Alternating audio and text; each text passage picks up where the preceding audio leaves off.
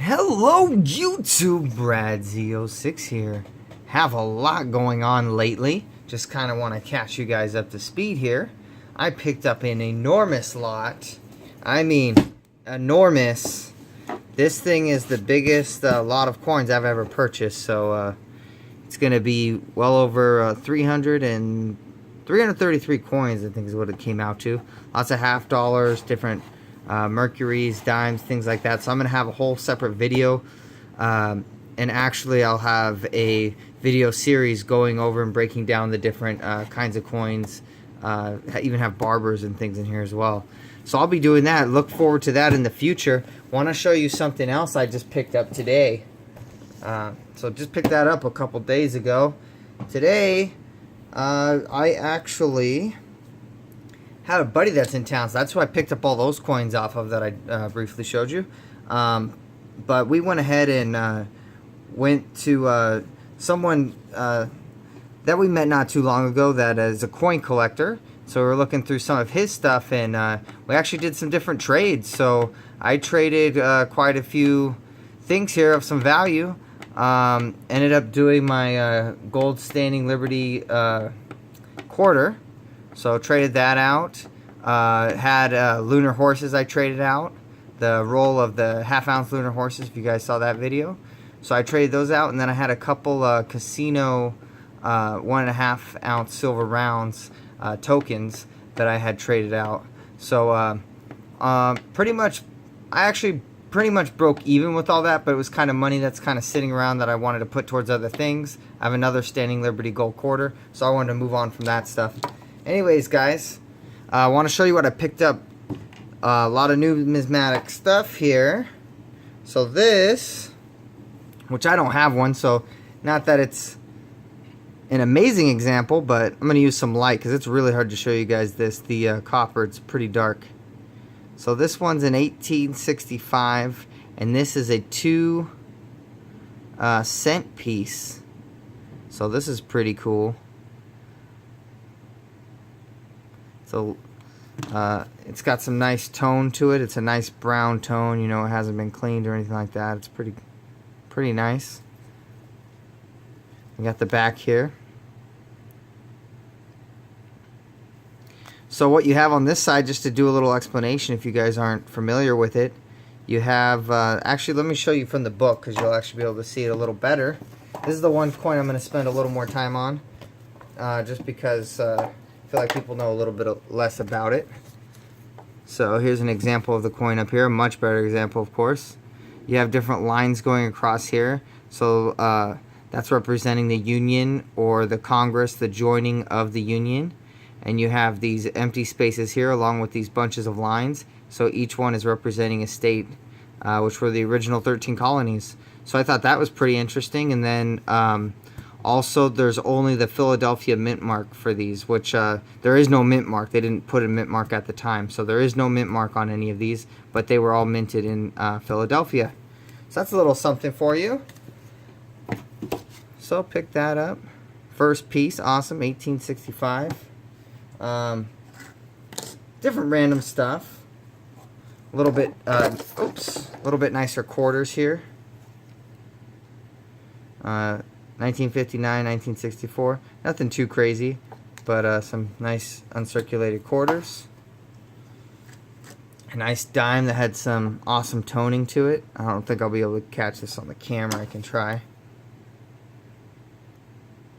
I don't think I'm going to be able to catch it, guys. It just comes across kind of brown, but it's all kinds of reds and different colors. It's pretty cool. Let's see. Maybe you could see a little bit. You can start to see some of the red and stuff in there, the yellows. There we go. Starting to see a little bit. So there's that. Picked up a nice piece dollar with some nice toning to it. Great luster, look at that. Beautiful. So what I did is from this set that I'm picking up, that I'm showing you guys, this is a little bit nicer date, a 1926S.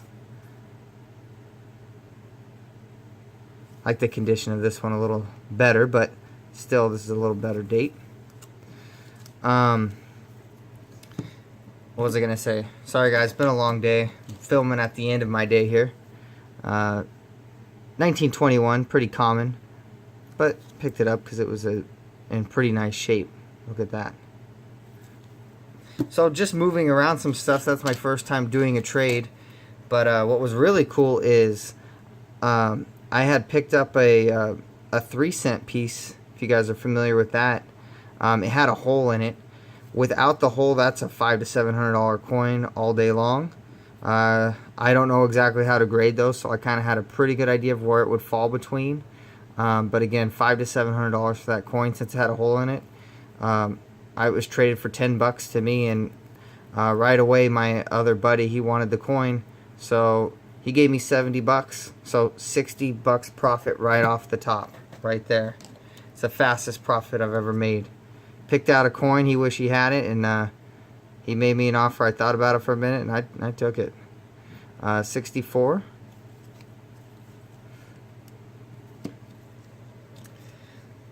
Some different random stuff. Let's 52, which is a little bit nicer year for Franklin, but just maybe a little bit above average for condition, but not uncirculated or anything. Here's a Barber quarter, which is pretty cool. Have a lot more of that sort of stuff to show you later. Buffalo nickel, nothing too crazy. Just liked it. Couple bucks. Let's see. Same thing, Indian head penny. A little bit nicer condition.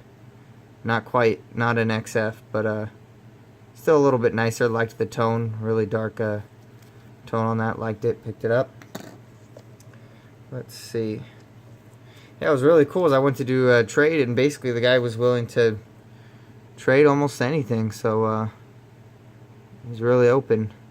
Huge, massive collection this guy has. He has all these coins, almost all of them. He has a full series for a lot of these.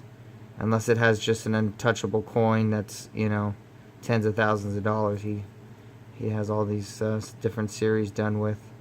So that's something I'm planning on doing, is putting together probably an Indian head set. This was really cool that he had.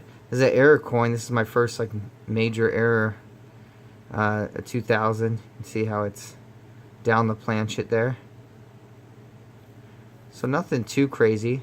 Just a few bucks, but I just thought it was really cool, and to me it's worth it. I think that's really cool. I have nothing like it. So and then I thought these were really great. Now these are the large cents. Really nice brown toning, so you know it hasn't been tampered with and everything like that. Full bold Liberty there. 1837. Just a nice solid coin. So 1837 would be considered kind of in the middle on these large cents for the date wise, because you're going to have these coins were made from 1793 to 1857, and they're going to range 1793 when it started to 1814 is considered an early large cent by collectors. 1816 to 1839 is middle, so this barely made a middle, but this is definitely a middle. And then 1840 to 1857 is considered late, and again 57 is, they had the Flying Eagle cent, and then that almost untouchable 1856 Flying Eagle cent, which there's not that many of. It's a very expensive coin. Here's 1843, so there's a late cent. You can see the variation there a little bit. So that's another one I picked up. Really cool. Then I picked up a bunch of silver, so I got a little something for everybody on this one. Some numismatic, some silver. Show you what I got. Picked it all up at spot, by the way. From the trade, he said, just give me spot for it, I'll take it. So I honestly just went through, made sure they were all there, made sure they were the right dates, and went ahead and did that. So I have all Kennedy's here. Really nice. I don't know why my camera doesn't want to work for me as well this evening. So that was awesome. All at Spot. Just saw what Spot was on Coinflation. Went from there. Beautiful condition. I wish you guys could see this condition. I don't know why this isn't wanting to work with me here. So, really nice. And at Spot, I mean, you can't, I don't know where you're going to get that at. Here's Roosevelt Dimes. This one was slightly short. It's 45. We accounted for that. So, all those dimes. Then a full roll of dimes. Roosevelt again. And then what I thought was pretty awesome, which I don't have many of, are the quarters. I know I just picked up a couple more, but I only had 6 to start with, so I had 8. And I have another 40. And again, great shape. And these are different years, by the way. These aren't all 64s. All these are mixed. So some of them will definitely go at a premium. So I'd say I really lucked out on this.